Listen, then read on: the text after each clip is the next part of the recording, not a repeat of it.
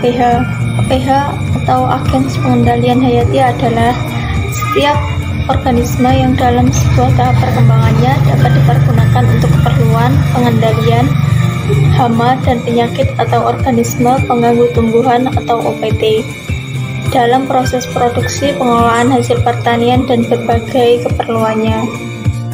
Tujuan dari pengendalian hayati adalah untuk mengurangi laju perkembangan penyakit melalui penurunan daya hidup patogen pada tanaman, menurunkan jumlah propagul yang diproduksi, serta mengurangi penyebaran inokulum, mengurangi infeksi patogen pada tanaman, serta mengurangi serangan yang berat oleh patogen.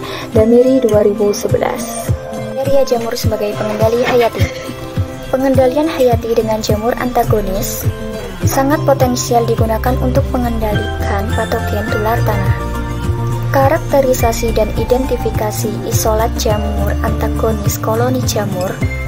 Ada yang menyebar teratur, namun juga ada yang menyebar tidak teratur ke segala arah. Beberapa isolat mengalami perubahan warna koloni pada permukaan bawah maupun tepi koloni, dan hal ini diduga adanya senyawa antibiotik yang dikeluarkan oleh isolat antagonis tersebut, yang mengakibatkan hifa R. microporus lysis. Selain itu, semua isolat antagonis memiliki mekanisme, yaitu kemampuan bersaing dan bertahan pada ruang dan nutrisi, sehingga pertumbuhan koloni R. microporus terhambat. Jamur sebagai pengendali hayati. Salah satu agen hayati yang bisa digunakan sebagai pengendalian hayati atau biologi adalah jamur entomopatogenik yang memakan hama dan jamur antagonis yang memakan jamur. Jamur ini digunakan sebagai pengendali hama karena siklus hidupnya pendek, dapat membentuk spora yang dapat bertahan lama di alam. Di samping itu, relatif aman, bersifat selektif, dan relatif mudah diproduksi. Pada negara Rusia telah menggunakan jamur Beauveria bassiana untuk mengendalikan hama penggerak pada kentang. Mengendali. Kali ini saya memilih jamur Metarhizium sebagai contoh jamur sebagai pengendali hama atau OPT.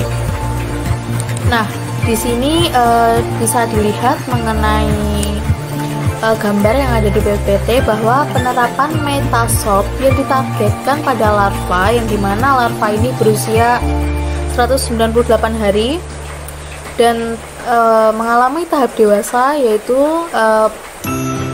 sekitar 165 hari dari kumbang badak, karena cukup waktu untuk menginfeksi Metarhizium anisopliae. Nah, untuk prosesnya, yang pertama, infeksi Metarhizium ini mulai terjadi kematian yang sudah dekat. Nah, jadi tumbuh katikula yang menyusut perlahan. Lalu untuk gambar yang kedua, yaitu kemajuan infeksi berlanjut dan penyusutan katikula semakin memburuk. Lalu untuk tahap yang ketiga, yaitu miselium dari Metarhizium menembus katikula dan muncul spora kehijauan di permukaan. Jadi di sini jamur sudah mampu menyerang bagian dari OPT atau larva. Lalu, untuk proses bakteri melakukan pengendalian hayati. Pengendalian hayati oleh bakteri antagonis dapat melalui satu atau beberapa mekanisme, seperti halnya jamur pengendali hayati, yaitu antibiosis, kompetisi, hiperparasit, seperti itu. Lalu, agensia hayati dapat menginduksi resistensi tanaman terhadap patogen dengan cara mengaktifkan lintasan sinyal dan melibatkan hormon asam plasmoid dan etilen tanaman. Jadi kurang lebih seperti itu untuk proses dari bakteri dalam melakukan pengendalian hayati. Kelebihan jamur dijadikan sebagai pengendali hayati. Yang pertama, tingkat keberhasilan pengendalian hama yang tinggi dengan biaya yang rendah. Yang kedua, jamur pengendalian hayati aktif mencari inang atau mangsanya, tumbuh dan berkembang mengikuti dinamika populasi inang atau mangsanya. Yang ketiga, jamur sebagai pengendalian hayati tidak berpengaruh negatif terhadap manusia dan lingkungan. Yang keempat, beberapa tipe agens pengendalian hayati dapat digunakan sebagai insektisida hayati.